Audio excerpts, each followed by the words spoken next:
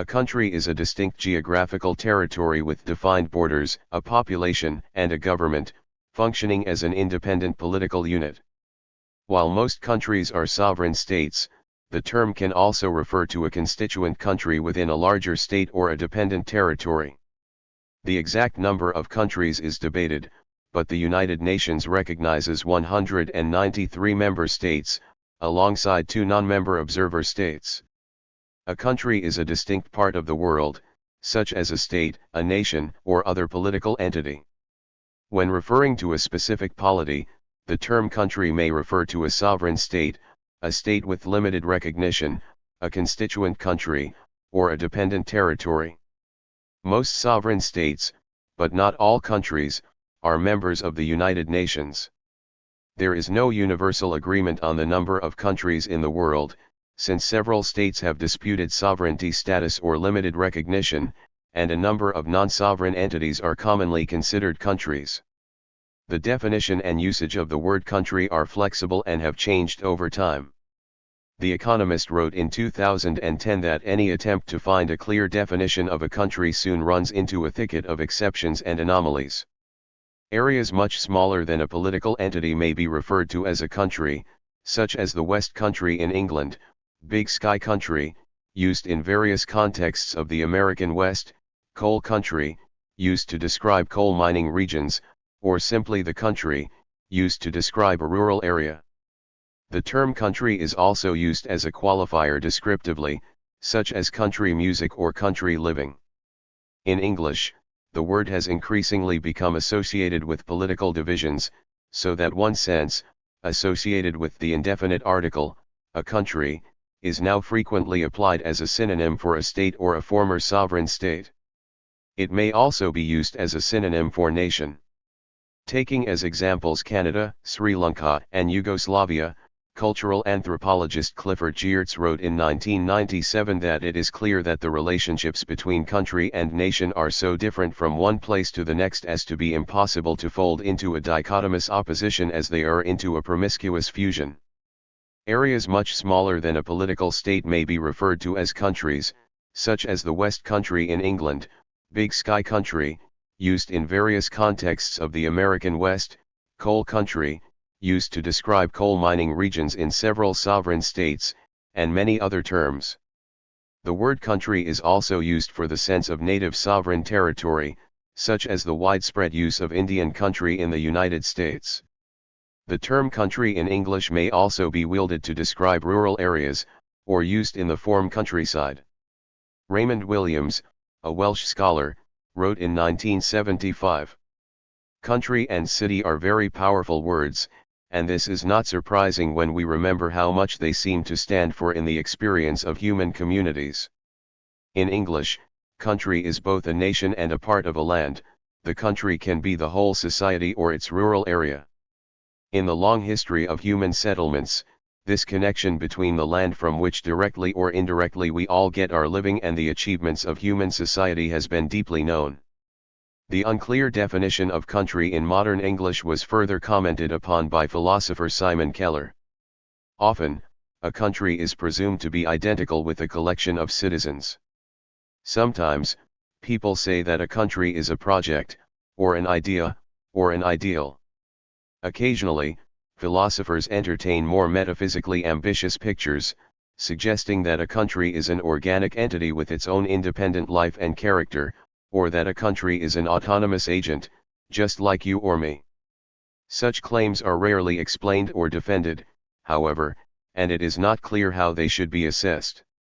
We attribute so many different kinds of properties to countries, speaking as though a country can feature wheat fields waving or be girt by sea, can have a founding date and be democratic and free, can be English-speaking, culturally diverse, war-torn or Islamic.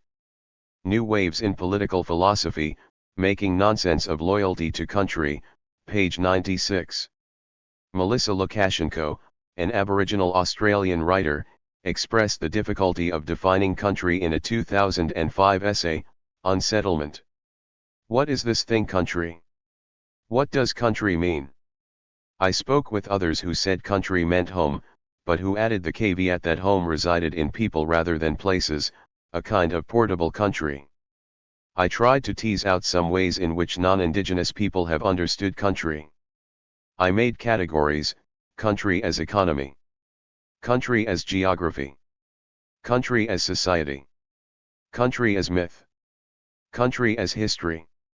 For all that I walked, slept, breathed, and dreamed country, the language still would not come. Statehood. When referring to a specific polity, the term country may refer to a sovereign state, state with limited recognition, constituent country, or dependent territory. A sovereign state is a political entity that has supreme legitimate authority over a part of the world. There is no universal agreement on the number of countries in the world, since several states have disputed sovereignty status, and a number of non-sovereign entities are commonly called countries. No definition is binding on all the members of the community of nations on the criteria for statehood. State practice relating to the recognition of a country typically falls somewhere between the declaratory and constitutive approaches. International law defines sovereign states as not under another. The declarative theory outlined in the 1933 Montevideo Convention describes a state in Article 1. Having a permanent population. Having a defined territory. Having a government. Having the ability to enter into relations with other states. The Montevideo Convention in Article 3 implies that a sovereign state can exist even if no other countries recognize it. As a restatement of customary international law, the Montevideo Convention merely codified existing legal norms and its principles, and therefore does not apply merely to the signatories of international organizations, such as the United Nations, but to all subjects of international law as a whole. A similar opinion has been expressed by the European Economic Community, reiterated by the European Union, in the principal statement of its Badinter Committee, and by Judge Chalice Professor, James Crawford. According to the constitutive theory, a state is a legal entity of international law if, and only if, it is recognized as sovereign by at least one other country. Because of this, new states could not immediately become part of the international community or be bound by international law, and recognized nations did not have to respect international law in their dealings with them. In 1912, L.F.L. Oppenheim said the following, regarding constitutive theory. International law does not say that a state is not in existence as long as it is not recognized, but it takes no notice of it before its recognition. Through recognition only and exclusively a state becomes an international person and a subject of international law.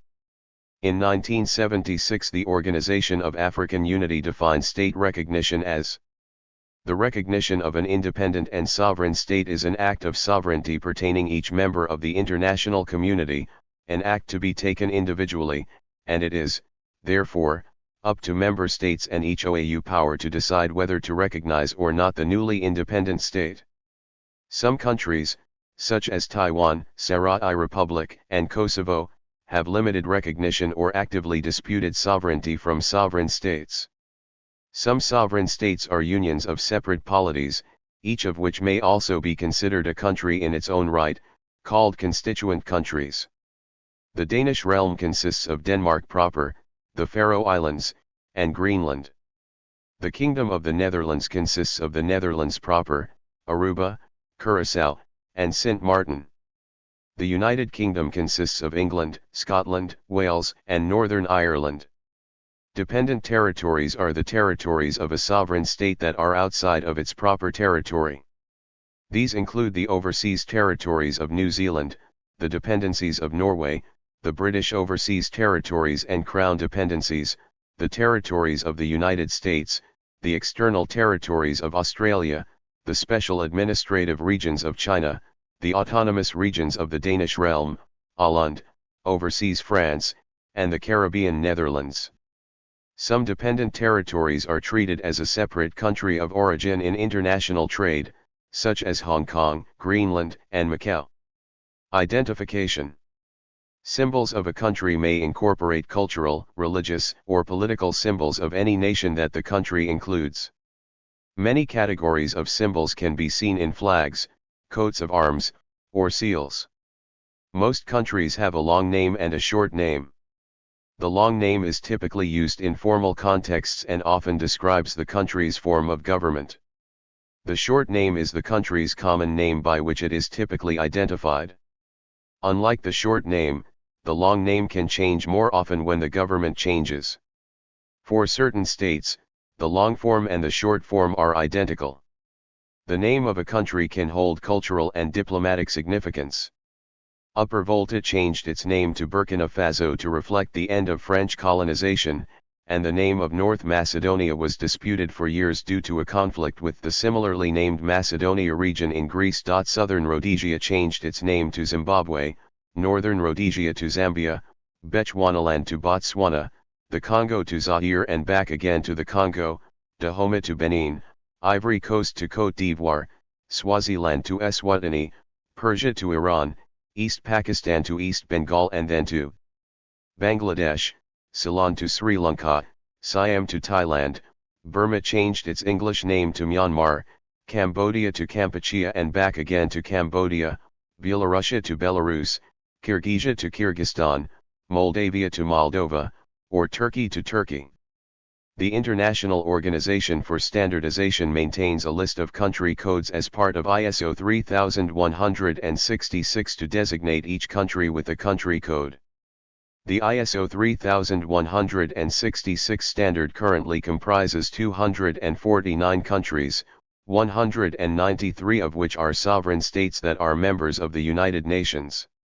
Originally, flags representing a country would generally be the personal flag of its rulers. However, over time, the practice of using personal banners as flags of places was abandoned in favor of flags that had some significance to the nation, often its patron saint. Early examples of these were the maritime republics such as Genoa, which could be said to have a national flag as early as the 12th century. However, these were still mostly used in the context of marine identification.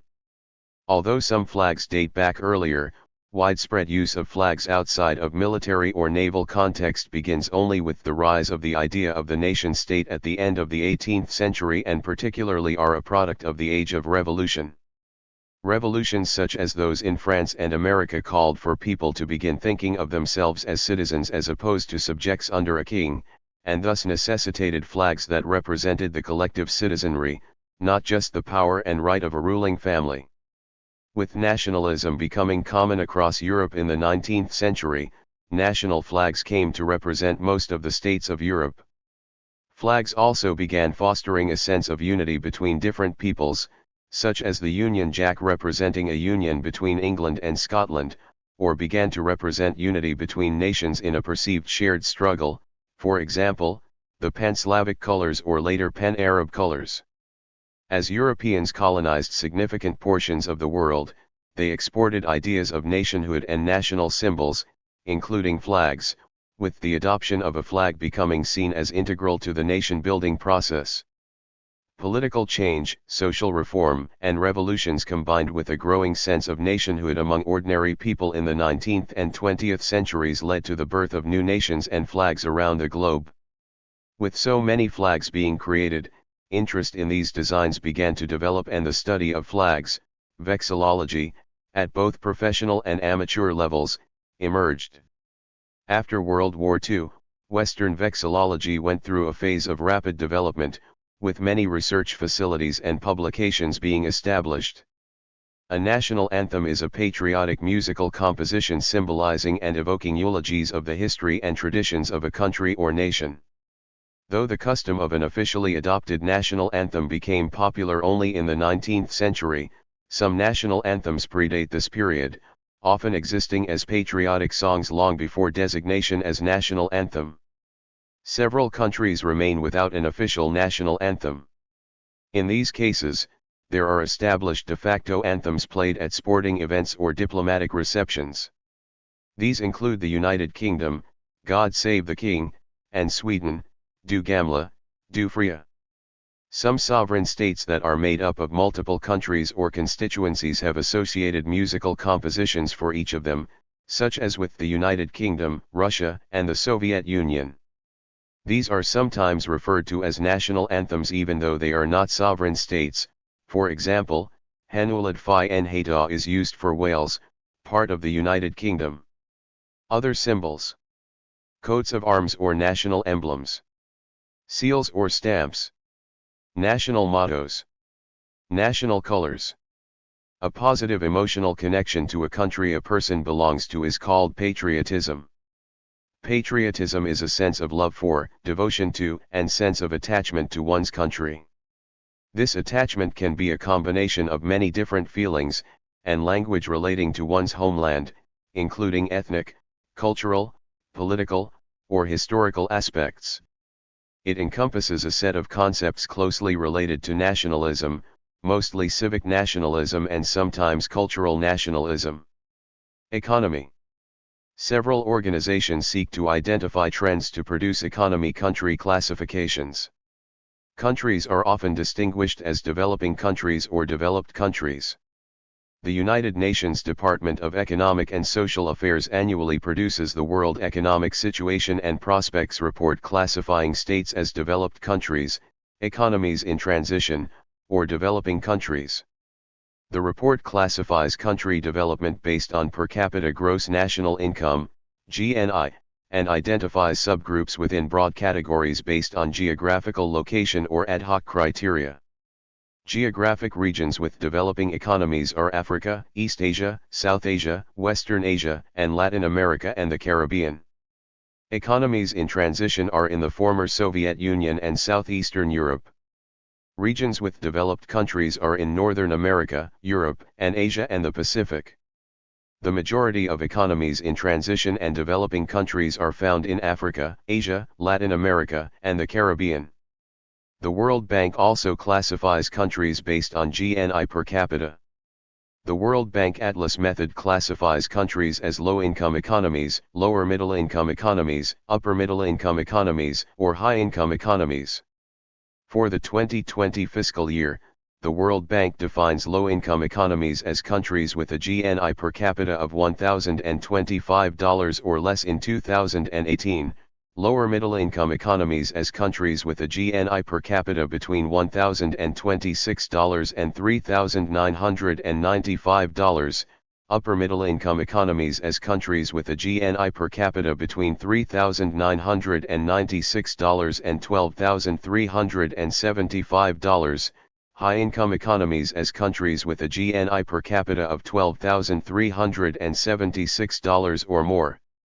It also identifies regional trends.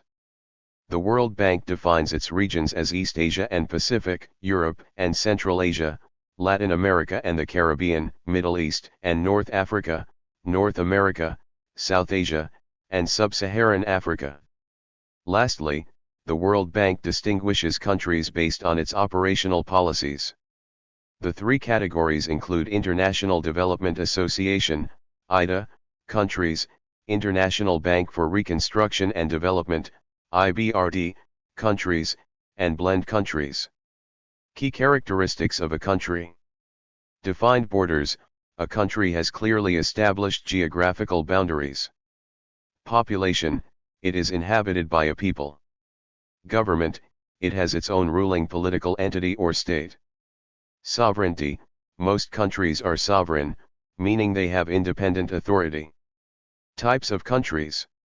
Sovereign states, independent political entities, such as the United States or France. Constituent countries, a part of a larger sovereign state, like Scotland within the United Kingdom. Dependent territories, areas under the administration of another state. The debate over the number of countries. There is no single, universally agreed upon number of countries in the world. The United Nations is a common reference, recognizing 193 member states and 2 observer states, Vatican City and Palestine. Different countries, like the United States, may recognize a different number of states based on their own political criteria, particularly for entities like Taiwan. Thank you for watching this video.